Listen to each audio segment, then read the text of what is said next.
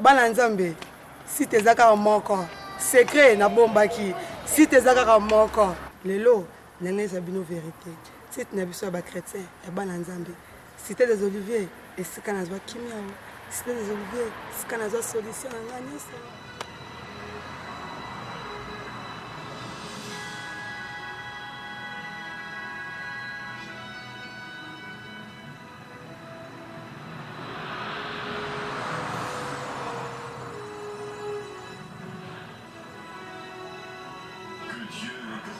Exalté en puissance. Il est plus majestueux que tout. Les cieux racontent sa grandeur et l'étendue manifeste sa merveilleuse création.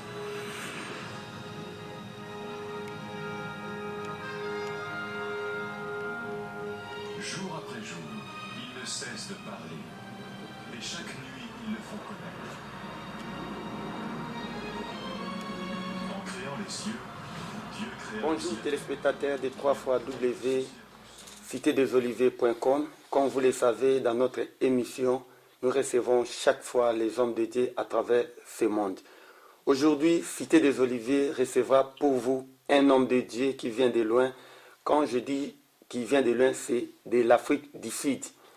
Donc là, je me présente, comme vous le savez, moi, votre serviteur, la voix chrétienne Guigui Kabouya. Quand je dis la voix chrétienne, c'est par rapport à l'œuvre que nous sommes en train de faire pour propager la parole comme dit la Bible.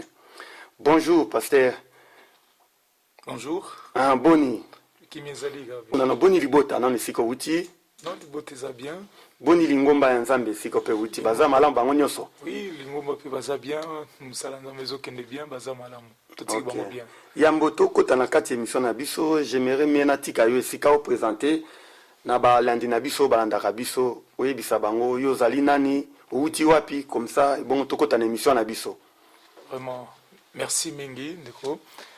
Moi je me présente Chris Ngandou na fandi na mboka Afrique du Sud, précisément na ville d'Urban. Tozali kuna ça fait 14 ans tozo sala nzambe kuna et lingomba na biso comme na Impact of Christ Bible Church. Donc toye awa nangolo nzambe toye kokutana na bandeko awa na Louvière na Bruxelles na Belgique. Vraiment ezali esengo mingi kozala kati na bino. Merci. Okay. Merci beaucoup et bongo siko na kati ya dans votre église vous travaillez kana nani tolingi quand même toyeba. Oui, tozo sala musala nzambe longo na pasteur Ogi Faya ndenge tobenga kae Ogi Okenge. Nazali pasteur assistant peu missionnaire. Et, ça fait presque 5 ans que Tobandaki branche à d'Urban pour branche mon souper Zalina ville à Johannesburg. Qui est vraiment Nzambazo Songabiso, ça fait déjà comptant plus de 200 membres. Ok, merci beaucoup. On a passé au Guy Faya, le PC Ombote Ming, na Cité des Oliviers, na église ya Bet Adonai. Parce que na lingina souligner les kambumoko wana olobi, na ntango olobi ndengo zali missionnaire, na lingina yeba sikoyo déplacement na yo, koya na yo na Belgique. Eza na occasion ni.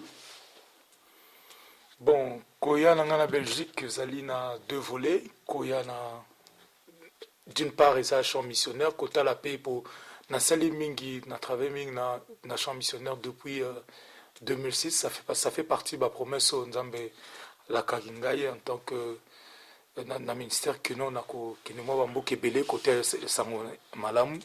Alors na kenda plus na kenda pe na ba grande ville comme pe na ba petite ville na ba plutôt pe na bamboka mike ba village par-ci par-là. Alors totambole mingi pe na mboka ya Afrique na ba milieu un peu reculé puis na ba ville pe aminene Afrique turo na ngolo nzambe afungoli mo bikuke que to ya pe na Europe na mboka Schengen yango fete okoma awa. Donc yambo ya uti pe na ba mboka ya Afrique na ba mboka mikemke même na ba province ya Afrique potamboli. Oui.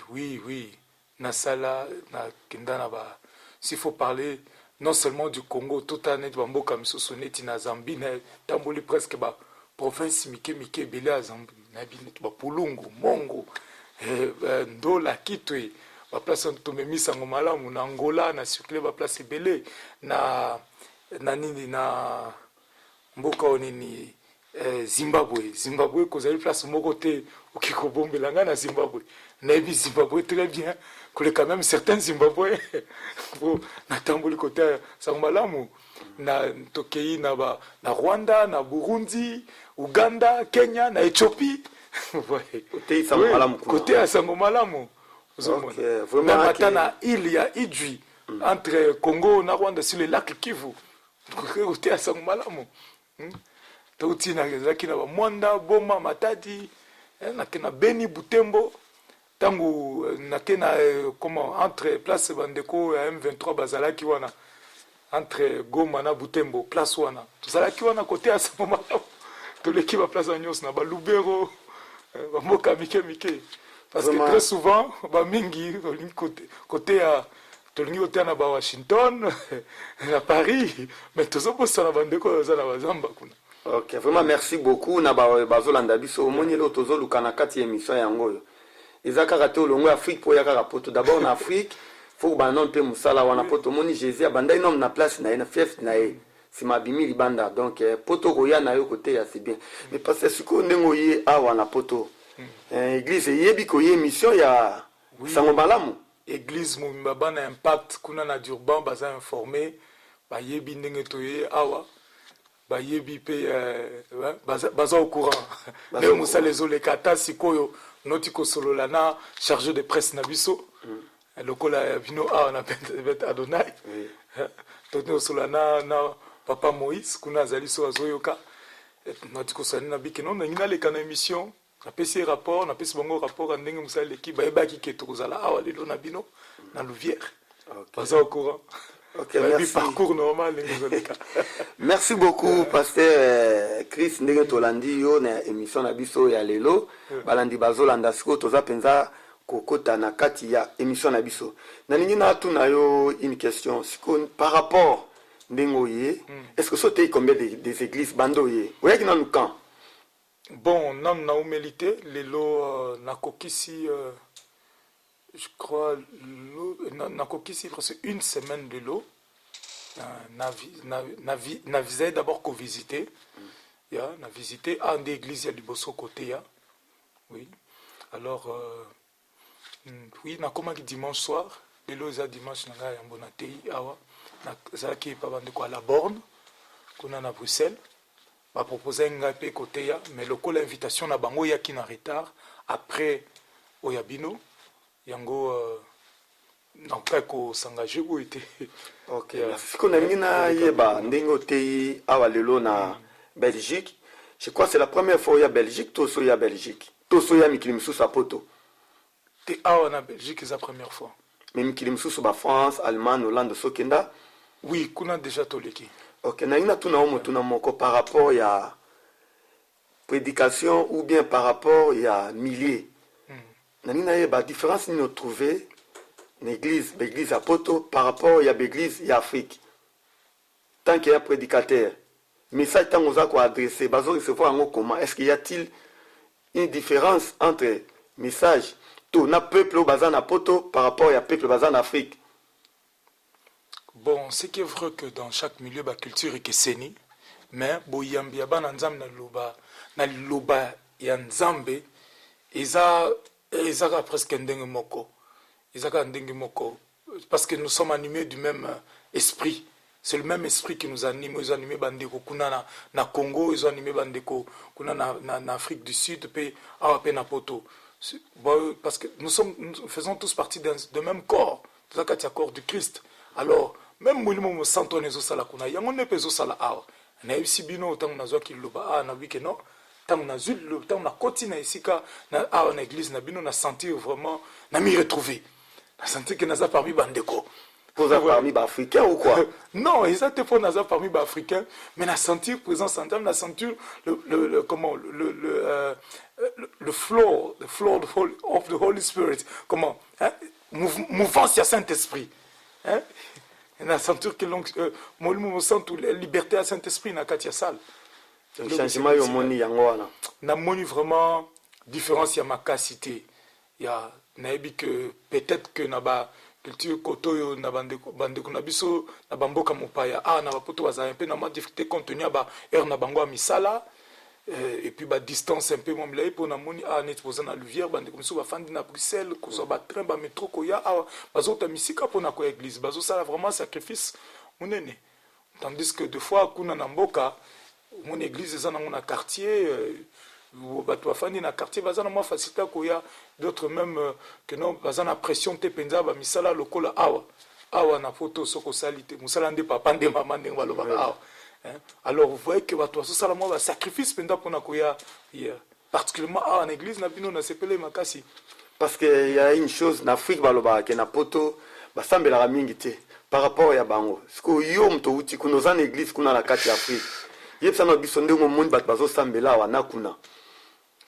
Et moi je pense que si il faut même na Congo bazolanda Afrique mobima monde entier bazolanda émission yo logique na koloba ke non na poto bato basambelaka te non c'est pas vraiment vrai. Quand il y a des gens qui prient ici en Europe c'est que bazo prier vraiment katina solo. Pourquoi? Parce que baza exposé la tentation ebele ba divertissement eza ebele. Et ça le lokola je m'excuse mais des fois il pas na biso kuna divertissement ils appellent presque pas à part ceux qui a match ezali ou bien bakena ba concert ou bien na ba dikala ko fanda ou bien baké matang ou bien fête moko bo inviter bango mais awana poto ba divertissement ils appellent mais ozomona ba ça ba sacrifice na kokota même ba retraite ainsi de suite. Bazo sacrifier bloc en ça la retraite et bazo travailler puis en plus ça bazo son appel sur ce bande kuna na Afrique c'est que quelque part il y a cette volonté là moi minorité bazo sambela awa ils le font vraiment bien comme on a même de façon bande ko basangani awa ba instrument au bâtier nani naza mosala nzambe na kiko évaluer ku ya ba instrument nazo mona na église na bino ce n'est pas facile hein. Et puis qu'on fout la loyer pour l'église, c'est pas facile. Il y a une certaine volonté là, il y a un certain esprit de sacrifice. Sinon, les gens pouvaient se dire, bon, toi qui sont ce coloca, parce que ça la vie naïe, ils ne pouvaient pas contribuer, l'église ne pourrait pas être ce qu'elle est aujourd'hui. Moi, je pense qu'ici, vraiment, bazo bonde là. Des fois même, pas nabiso kuna, batumisu babonde là, rapona passi, ce que zuma mouké, tiki naïe. Mais awa déjà batu mingi tangu tozaki na Afrique na bazoluka ndio kuma poto siko mingi baza akomi poto atik makama nzambe même misu ba ile awa akomi poto so continue makama nzambe c'est que balingi vraiment nzambe na solo. Merci beaucoup na ndengo répondre biso mais naza toujours kokota na kati émission na biso na yeba par rapport ya message au tei lelo parce que na yeba pasteur wa yambi yo lelo pasteur Wilimbai o nazo saluer azolanda biso parce que il y a ba murmure bimaka tant muso ba lobi ke pasteur soka yambi mutu apesa ka sujet ba pesa ki au sujet ya hotel lelo te apesi nga sujet pasteur a invité ngai que non na le banzam on n'a même pas eu le temps de passer ngapé na tuna ipe kutuyete que non na kosola namba peuple de Dieu sur quoi il le connu lingi to le baté et assemblée n'a pas coïncidé dans mon esprit message n'a apporté mais en fin de compte Saint-Esprit Dieu m'a mis à cœur message on a partagé na bino lelo vraiment na sepeli mais lo comme suna zotu na pasteur Chris aussi si côté ya ndenge batu ba Rolanda émission bon moi ndé to tia image au bandi côté ya du début jusqu'à la fin en tout cas bat bazala qui saisit na Saint-Esprit mais le moko to remarquer na suka aussi ici aux zones ici micro et pas ya pasteur Willy et on lobby atali kambute enveloppe pas no yé bien enveloppe te très bien go lèvre oui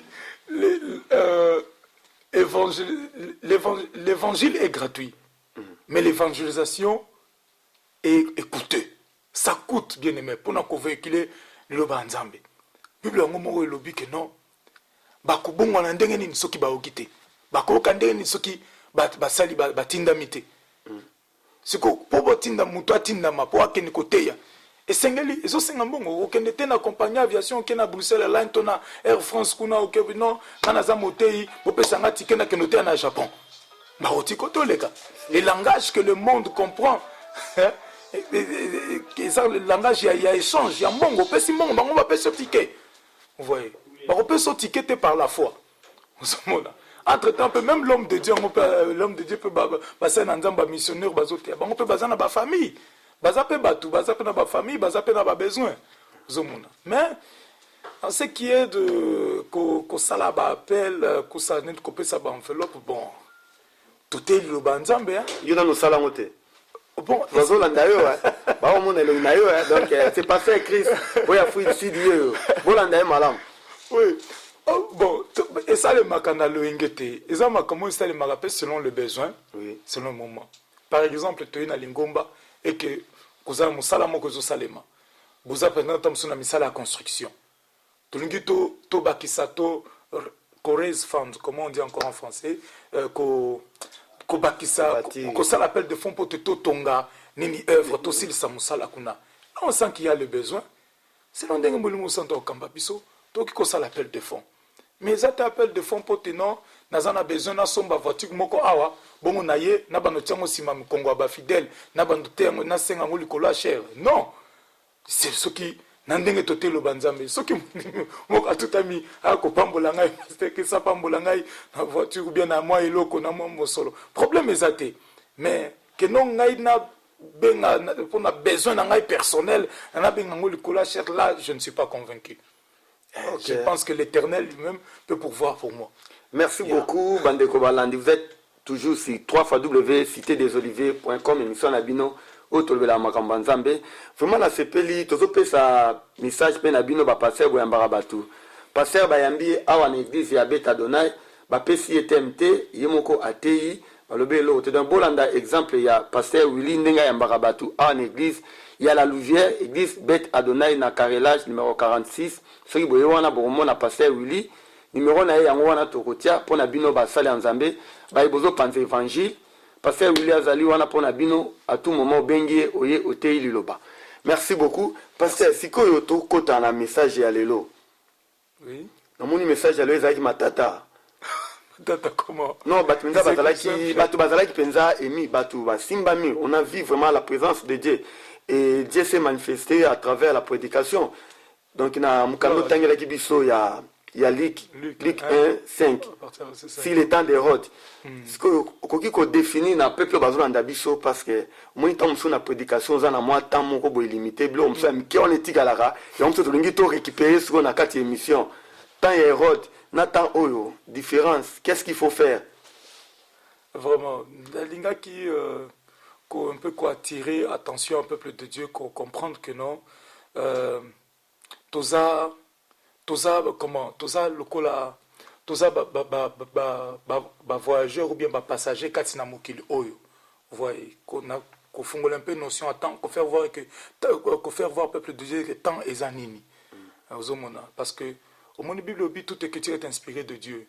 Alors, moi, je suis de ceux qui croient à taba virgule, les akasine le banzambe, les inspirés de Dieu. Alors, tout cas, quand les camoins ont du temps de Rhodes, dans le black mamouké pour nous avons fait voir que le temps est une portion de l'éternité. Ils en ont bandilipé, ils en ont soukanango. Tandis que l'éternité, ils en ont soukate.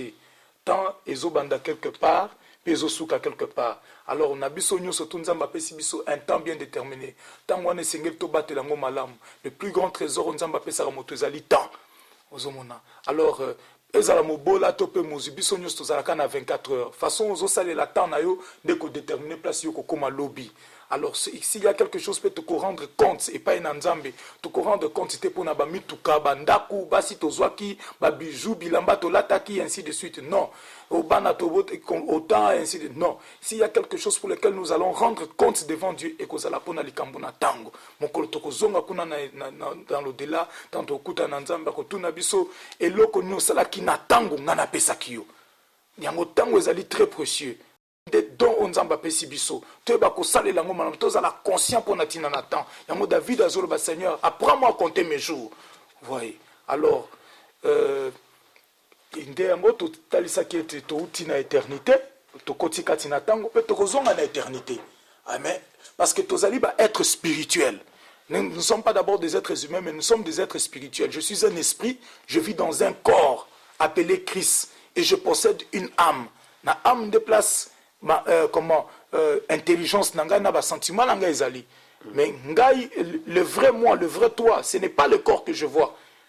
Le vrai Guigui, ce n'est pas le corps que je vois ici, mais c'est l'esprit. La Bible dit en vérité, l'homme c'est l'esprit. Alors l'esprit est fait pour vivre éternellement. Esprit est où en éternité. Tokoti katina tango. Nzoto toza nango ezali elamba ya tango. Yangwana e nunaka, elembaka. Tango ngonga nango yokoka. Ana mokili bato baloba okufi. Mais kuna na éternité, banjut bakoloba aya azongi. Vous voyez. Alors, tout le monde peut éveiller conscience et peuple de Dieu, quand elle s'abango était, tant aux alikati na tango, yeba ko sala kaka te pona makambo ya mokili, oyo, mais investir peut pour l'éternité na yo. Parce que l'éternité aux alawapi, où passeras-tu l'éternité? Avec Dieu ou avec Satan? Vous voyez? Parce que nous sommes des êtres spirituels. L'esprit vit éternellement. Esprit est koufarate. La Bible dit, ne craignez pas celui qui peut tuer le corps, mais craignez plutôt celui qui peut faire périr votre âme dans la guerre. Merci. Pasteur Sindongo expliqué, on a vraiment, je suis ravi. Mais le problème est que nous toujours parlé sur le temps. Si nous regardons dans la Bible, il temps, il y a signe, il y a fin du temps. Okuki ko le bangonde parce que tous en attend, tous appellent na signe, il y a fin du temps. Est-ce que tu mélanger en ndeni mutoko liminga ndena basine à fin du temps pour na ba peuple bazolanda biso? Oui, yango no moniteur na ze côté na bail que non prochainement bilom sonatiki tant to ya prochainement. Yango biso to linga to lokota wana. Biloko wana tika ki yango to lingi biso to lobela ngo émission. Na kati ya tango na batango ya suka. Ba signe non tout comment on dit ba signe avant-coureur ozola kisa boye retour ya Yesu Masia ya Christ ezali déjà. Et c'est mis déjà en place. Quand il y a des événements tout autour de nous, dans le monde, ainsi de suite, par récession, dans le monde par-ci par-là, même aujourd'hui dans le corps du Christ, tout le monde a makambo ibele, oezo le kana, oezo la kisakeno, tout ça déjà nakati atangwa suka. Vous voyez par exemple, s'il faut seulement parler nakati na elanga yankolo, comme il y a un faux prophète et belé. L'un des signes des temps de la fin, la Bible dit, vers les derniers temps, il y aura beaucoup de faux prophètes. Il y aura beaucoup de faux prophètes. Taouti kuna na Afrique, na tiki na kuna na Lumbashi, na tozaya ko sola no avant émission. Ndenge nini ba vent ba faux prophètes ezali ezo salima kuna belé na Lumbashi, na Angola et même na Kinshasa. Ouais. Koya kopesa batu ba numéro de téléphone ba kino na koti na kati na chambre na yo nazomona boye ba pin code ya banque. Qu'est-ce que Dieu a à voir avec tout cela? Ba numéro de téléphone na biso bani. Dieu n'est pas un impressionniste. Alors tolingi kobeta un peu kobeta kelelo comme on dit pour na koefe peuple de Dieu ba sala keba. C'est pas parce que quelqu'un a rappelé que non, aux 4e na famille na yo, numéro na téléphone les aboyé, nengola tono lati sous vêtements couleur rouge, c'est ça qui fait de lui un prophète. Non, ce n'est pas ça. Ce n'est pas ça qui fait de lui un prophète ou bien et puis il faut pas s'attacher à toutes ces choses. Nous biso ba nzambe to landaka miracle, te miracle ndé landaka biso. La Bible dit voici les miracles qui accompagneront ceux qui auront cru à la parole. Alors on attend à souka ba nzambe bokanga na loba nzambe. Boke bato komi na tango asuka ba makambo eze belé ozolekana. Tant na biso ngonga na biso apé eza muke moi te expliquer vraiment nous surtout en détail exacté. Mais prochainement to kosala ngo vraiment. Parce que na zoyo moi minute muke parce que soulever loko moko. Eza très capital na ba na nzambe surtout biso na site na biso Esther des Oliviers. Nous sommes à biso ngwana. Tolingi église ezomanisika na ngo peuple de Dieu va se retrouver et puis ba pasteur va se retrouver à travers la parole de Dieu. Nengo lobi likambo ya ba ndenge lelo église ekomi na ba prophète ba ye ba bengi ba kombo ba ye ba saliboy. Et tant que pasteur leader tango yambi un pasteur comme invité. Est-ce que au vérifiera vie na pour passer mso ko ikoya un prophète aye mais tango bani ko pesa ba biloko wana. Ba numéro de téléphone, ba combo a décrit banda kwa batu et après accueilli. Parce que yo tango tikala au monde a nini parce que après si vite. Prophétiser ce n'est pas une vie. Pesi mutu ndenge nda kuneza mais après au tike na pas problème. Et tant que pasteur mo bateli ba paté tango mutu ayak d'abord mutu wana o vérifier ka ndenge ni. Vraiment eza pasi ndeko na ngai ndeko gigi ezali pasi vraiment. Yango sengeli na biso pe basanda ko senga molimo discernement.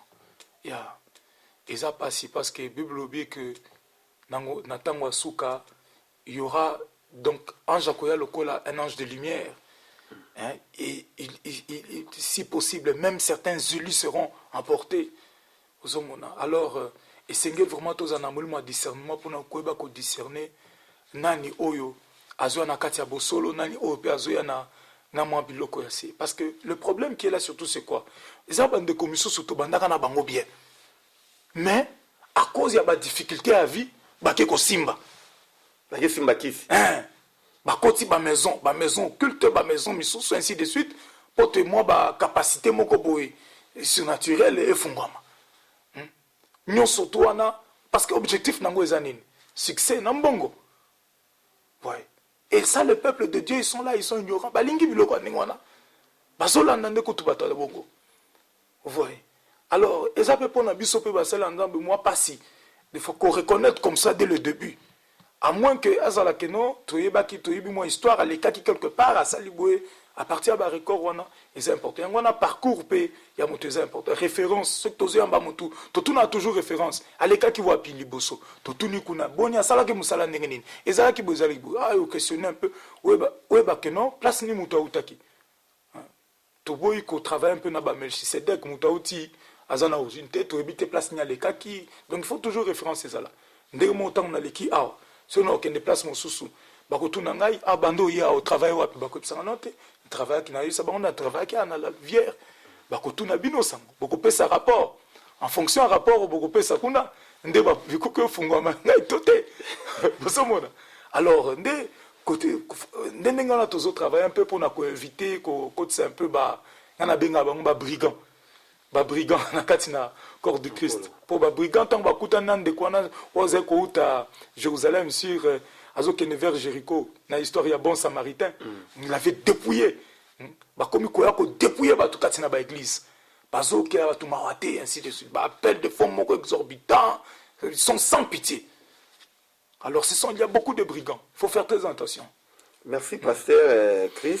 Mutune zali wana meyambo na tuno mutuna nazo yebisa ba landi ba téléspectateurs ya 3 fois W citédesoliviers.com tous les internautes ndenge bozolanda biso na kanisa bomoni affiche oyo ezali awa Régie Rosola biso ango ndeko na biso Arnaud Kosi donc bozomona basali ya Nzambe oyo nyonso tu bazali awa bomoni pasteur Amisi bomoni pasteur Emmanuel bomoni Willy bomoni pasteur Piodo bomoni papa Dodo bomoni papa Kabuya na pasteur Papi o bomoni bango nyonso tu baza batu ya ville moko la Louvière initiative moko en tout cas to apprécier yango vraiment Nzambe azwa lokumu na initiative oyo pasteur Willy azwi ya ko ressembler tous les serviteurs de Dieu ya ville oyo ya la Louvière pour na basa la séminaire moko ya 7 jours ya 8 jours donc séminaire au bomoni et kobanda le 30 novembre donc du 30 novembre jusqu'au 7 décembre donc ezali 8 jours donc kobanda lundi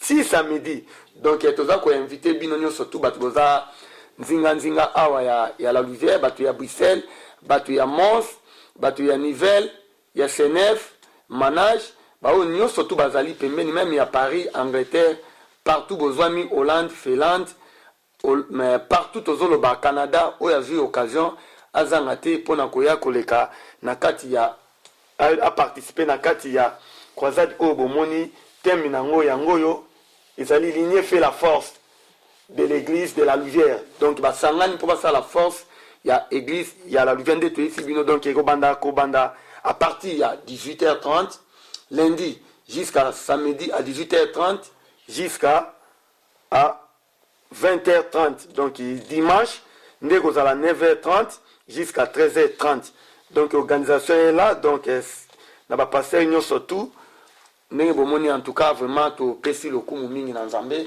et à ce moment vous qui nous suivez à ce moment donc occasion pour vous bo landa exemple na ba ville bozwami ba ville union surtout lokola kuna na Birmingham bokoki kosala yango bokoki kosala yango kuna na Maroc na Rabat pe bokoki kosala yango parce que nini ezana surtout lokumu ya Nzambe nde tozana yango pour ça. Hello everybody, I just want to talk about our new website Cité des Oliviers. If you can join us, just type www.citedesoliviers.com. God bless you. Bye bye. Les Oliviers, c'est notre site. Cité des Oliviers, c'est votre site. Venez nous rejoindre. On vous attend tous.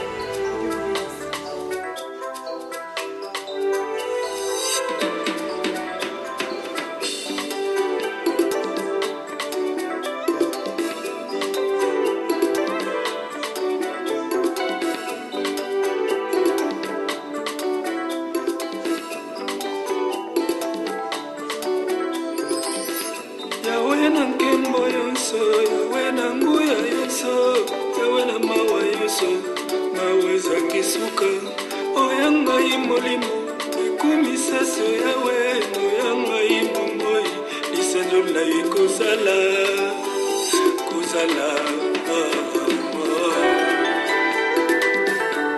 oboto na yo ezali monene kino na lola sembo na yo masiya kino mapata oboto na yo ezali monene kino na lola sembo na yo masiya kino mapata alleluya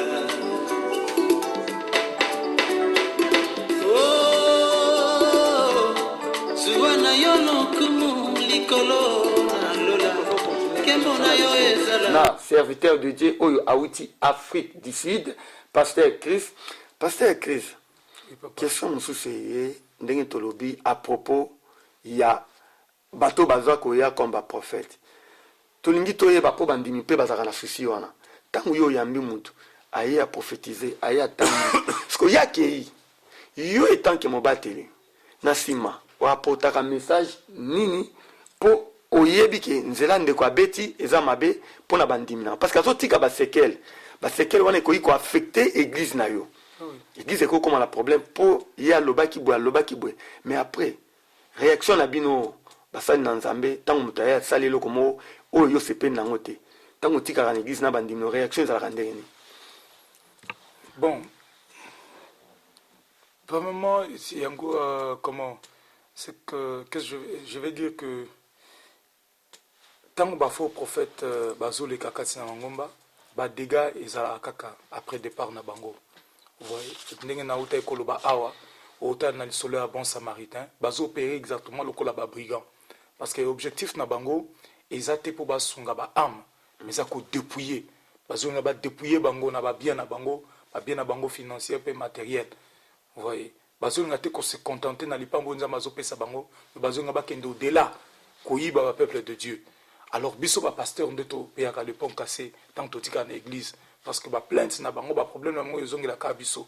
Alors biso pe en tant que pasteur toki ko abandonner bandimi na biso te, il faut essayer de soigner bango le col bon samaritain parce que papa lembarabana na été boye bazuka ki bapota toko penser bango toko tia comme le bon samaritain qu'est-ce qu'il avait mis après que l'autre était blessé atiaki moi la Bible lobi atiaki vino pe mafuta alors toko pakola ka mafuta te et non nzamba ko pambola bino kaka eko sala bien non toko tia pe vino nzoka vino izalaka na nini na kati pourquoi Bible lobi la ki vino ezana alcool vous comprenez c'est vrai que bazoka ki na ba prophète mais toko tia vino toko tia alcool et puis toko tia pe mafuta alors nous ne sommes pas de ces pasteurs là qui tango bana bazoki ndenge wana oyo tia kaka bango pakoli kaka bango mafuta te toko tia pe alcool et ko soa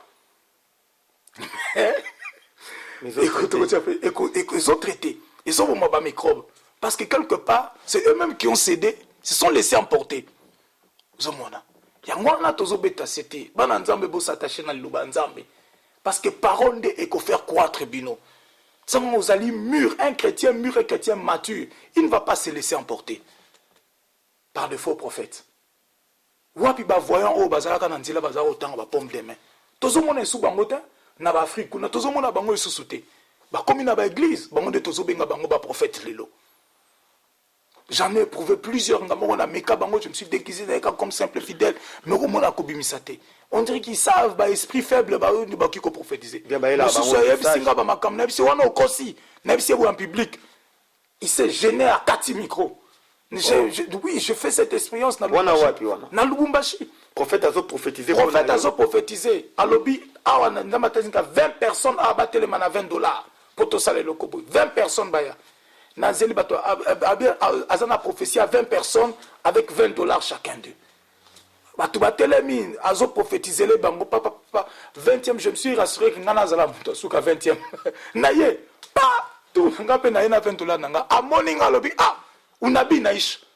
Azalo bana Swahili. Unabi ça veut dire prophétie. Unabi naisha. Ngabi hapana haitaisha hivi. Utanyambia nabii yangu. Eko sila boite fo yebisanga pe yanga. Ngabi no inaisha. Ngabi hapana wana sema batu 20. Olobaki batu 20. Mais c'est des ordres qu'on a dans l'église. Comment il tourne en aïe, il y a un silanga, peine à besoin de prophétie. Vous savez qu'il n'avait pas pu parler, il n'a pas pu prophétiser. Il a dit à référent pas camarade de Mousso Zalaki en obino kende kuna yebisa yenda ko yebisa mabi non bakati a sengi musique bakati il était vraiment embrouillé comme il dépassait au monique muto comme mal à l'aise on dirait qu'on l'a dévoilé na ke pas camarade na bandi ko yebisa nga de Bobar je lui ai dit écoute ma comme tozo yebisa nga c'est faux je ne me retrouve pas dans ce que tu dis et c'est vrai c'est comme ça ils sont partis créer ma musique et ils sont partis à la sauvette. Vous voyez. Alors, quand les kaka, ça la dégâts dans l'église, nous en tant que berger, en tant que pasteur, tu qui bois kabam paté na bisote, tu ko soigner bango, tu ko penser ba potawana. Alors tu ko penser on a nini, tu ko penser on a alcool et que ça n'a pas si, mais tu ko penser et puis tu ko tiapé mafuta. Vous voyez. Donc c'est ça un peu, c'est ce que nous faisons pour élever, mais c'est un travail dur. Parce qu'au moment où beaucoup une église à un tel niveau, après bango mon église ko kita, des gens vont connaître des problèmes et on va encore travailler dur pour les relever. Okay. C'est ça. Vraiment pasteur na sepeli mingi moni émission na biso yango wana tolobaka na bino bozala toujours branché na émission na bino parce que elobelaka bino ba vérité na makambo etali nzambe. Par là j'en profite pour na apesa bino nouvelle, il y a Cité des Oliviers vient de créer un service de reportage pour na ba mariage na bino, na ba anniversaire, na ba fête à 50 ans, na ba croisade. Vraiment toza na besoin na bino numéro na biso ya Cité des Oliviers studio ezali wana bino ba bozo préparer ba croisade, bozo préparer ba séminaire. Cité des Oliviers ezali wana avec des caméramans professionnels na ba pareil professionnels comme ba 4 équipes ezali en tout cas baza un équipement complet oyo bozala satisfait bozala jamais déçu. Bo contacter studio Cité des Oliviers na ba occasion nyo surtout ya ba fête ya matanga pour na ba reportage na bino. Vraiment merci pasteur Tokomi na biso na suka ya émission. Merci Ndenge olobi wana en tout cas balandi na kanisa baza na esengo mingi ndenge balandi biso vraiment sikoyo Tokomi na suka mais na lingi na tuna mutuna moko olobi toyoki yo bandeke bazolanda basepeli mais parcours na yo au pesi biso te tokoki koyeba ta mwa briefing kaka ya parcours. Okay. Po bandeko bazolanda biso. Oui. Après awa mardi on a kende na Lyon. Après kuna na ko kende na Chartres. Ils ont presque je crois 60 ou 40 km na Paris. Tozana bango kuna et puis après kuna ndena ke na Danemark et après Danemark ndena zonge pana so na Afrika nangele. OK, Afrika nangele. Mais na lobby on a mis la part Asie. Avant oui. Parcours na yo pour koma lelo na niveau yo ya makambo nzambe. Moi briefing to logo sala biso uti wapi obandi ndenge nini olamuki kamba la moko te ngai to lingi to yeba moi parcours na yo za ndenge nini nazalaka na uta na botama na Kisangani kuna pende na pesa pe bomu na ngana Yesu Christ na passé vraiment parce que batana adolescence na Kisangani alors papa lokazala mutu abamaele mingi à l'université azala mutu kusaba expérience dans différentes religions ainsi de suite il a comme retrouvé dans l'islam comme Zara Ibrahim Sissé.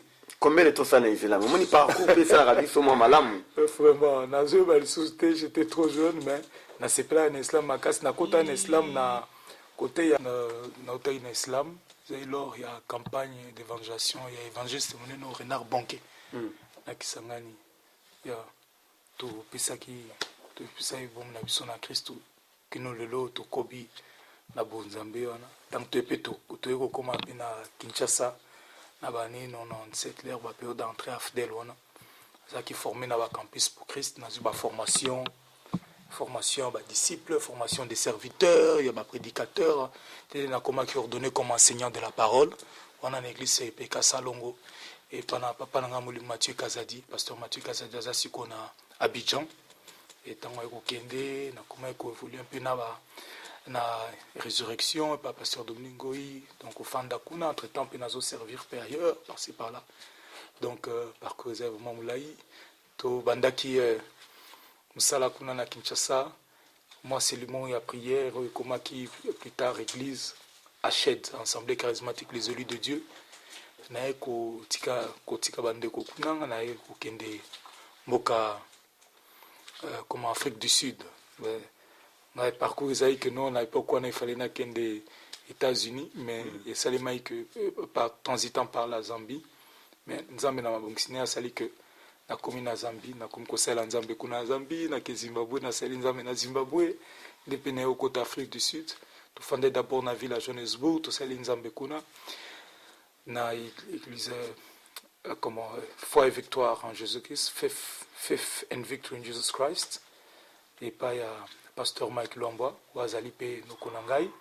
Après ndina ba 2006 to kende na Durban, pa wapi ndambe afanisi biso na musala.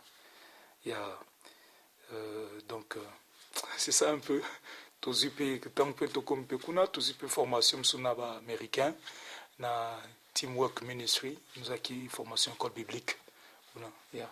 Ok, merci. Vous venez de suivre le parcours de notre pasteur Chris. Un pasteur, si vous avez un kati Afrique ici, vous pouvez aller na salle. To libanda parce que les camboya salle, il y a mara mingi. Par exemple, si vous avez besoin de sambela na kati ya salle, besoin de quoi na ba temple ou bien dengeni. Bino besoin na kati ya salle to libanda, to na kati ya ndako. Non mais papa, tout ça va beaucoup ils en ba climat et puis en plus au 21e siècle des fois bambou les obeta malili hiver ndenge to ça pe awa. Comment est-ce que tu ressembles à la libanda? Tu ressembles à la salle. Il n'y a aucun problème avec la salle. Quel que soit le lieu où nous prions, Jésus a dit ça qui femme samaritaine. Ce n'est ni à Jérusalem, ni à Judée, ni à Samarie, mais l'heure vient où les vrais adorateurs adoreront le Père en vérité et en esprit. Ce n'est pas une question de lieu. La Bible dit là où 2 ou 3 se réunissent en son nom, il est présent au milieu d'eux. Mais la saleté? Non, peu importe là où vous êtes. Ezanakati andako.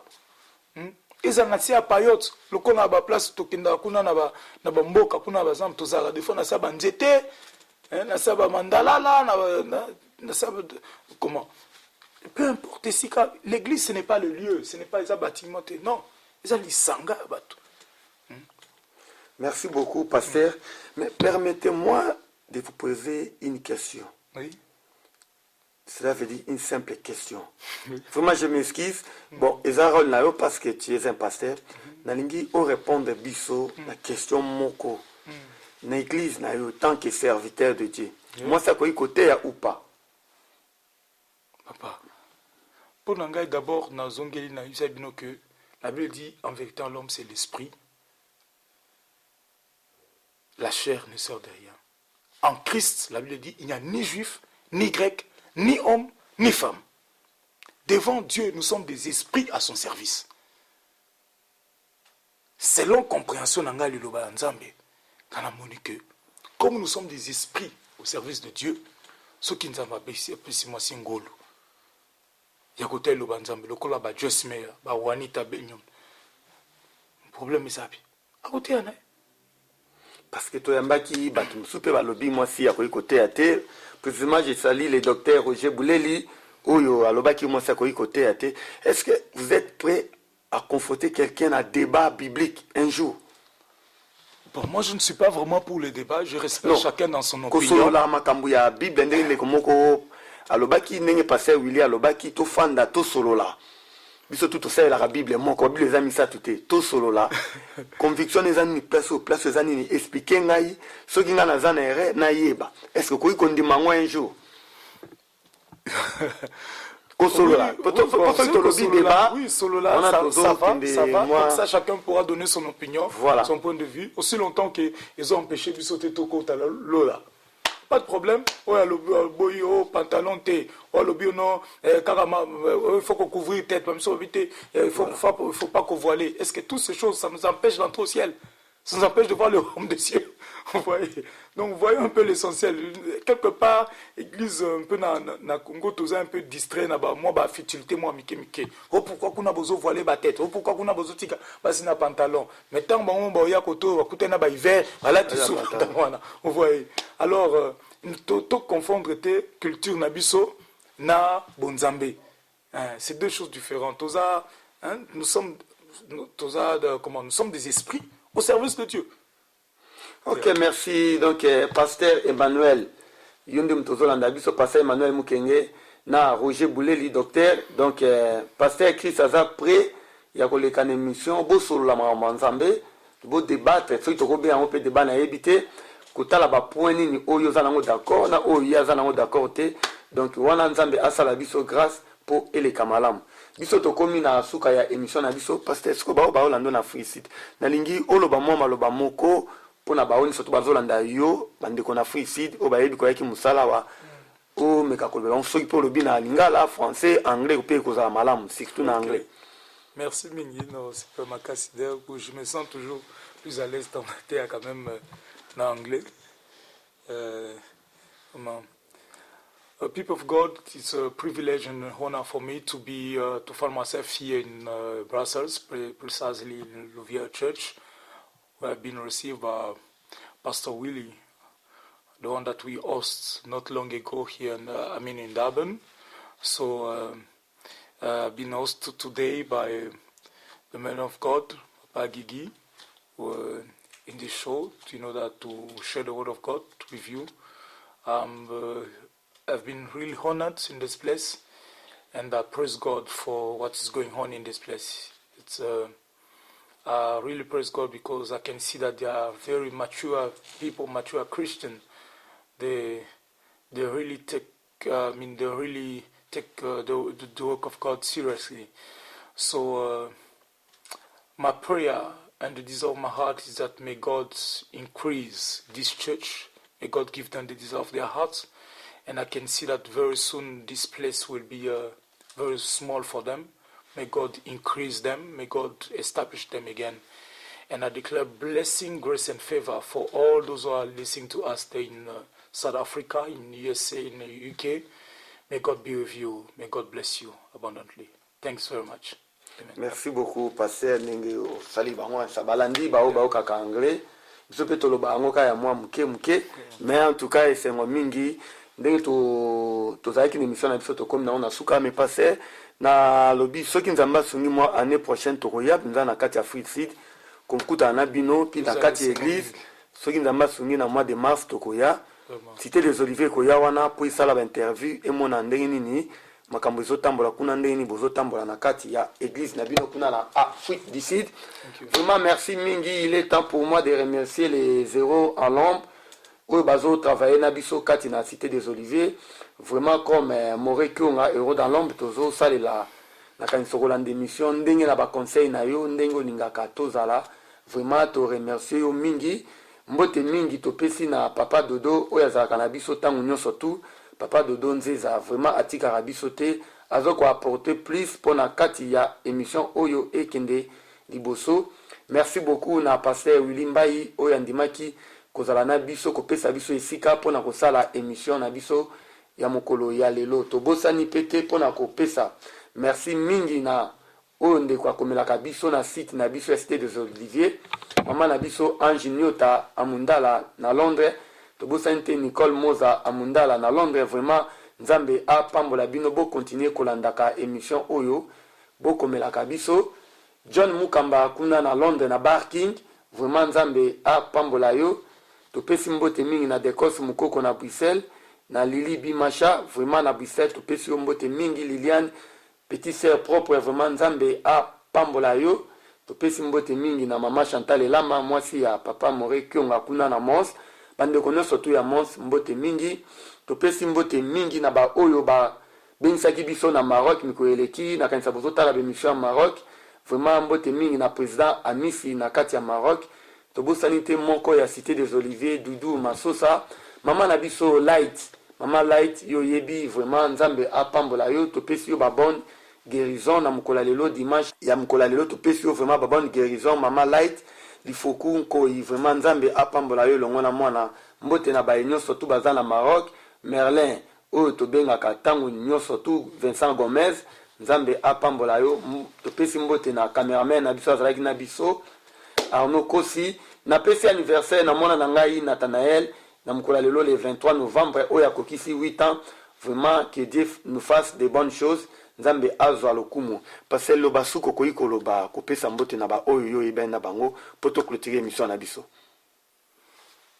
Bon merci na pesi mbote na maman na ngai Marceline Boy kuna na Kinshasa pe bana na ngai Caleb na Adassa kuna bazana siko bazana est ya Congo na Butembo na mama nakoko na bango mama Anit Mumbere pe papa docteur Mumbere. Merci. Merci beaucoup. Tobaki Simbote tobosani oteser na biso mama Olivia Jema na kati ya Bruxelles ndeko ya Valérie Lukandu na Joe Lukandu nzambe apambola bino. Merci beaucoup. Parce que ko prier pour to clôturer émission na biso. Okay.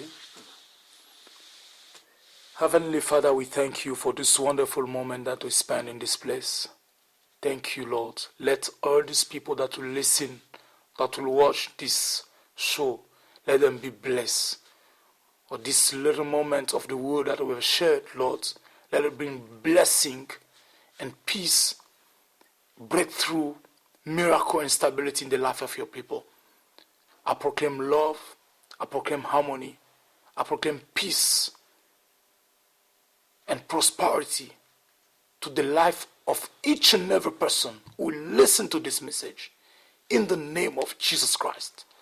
Lord, I pray for this TV show. Let it continue.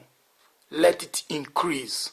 Bless them with more materials, financial and material, all that they need in order to increase, to perfect this ministry.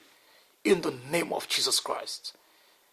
Make their vision to be materialized, to come into reality. I bless them for this wonderful work. In Jesus Christ's name we have so prayed. Amen. God bless you. Merci beaucoup. Que Dieu vous bénisse. Thank you. Cité des Oliviers, nous avons na cité moko. Pour na biso ba chrétien, Cité des Oliviers. Alors, pour na cité wana, pour découvrir ba bonne chose. Na mituna na bino, beaucoup na Cité des Oliviers. Ciao.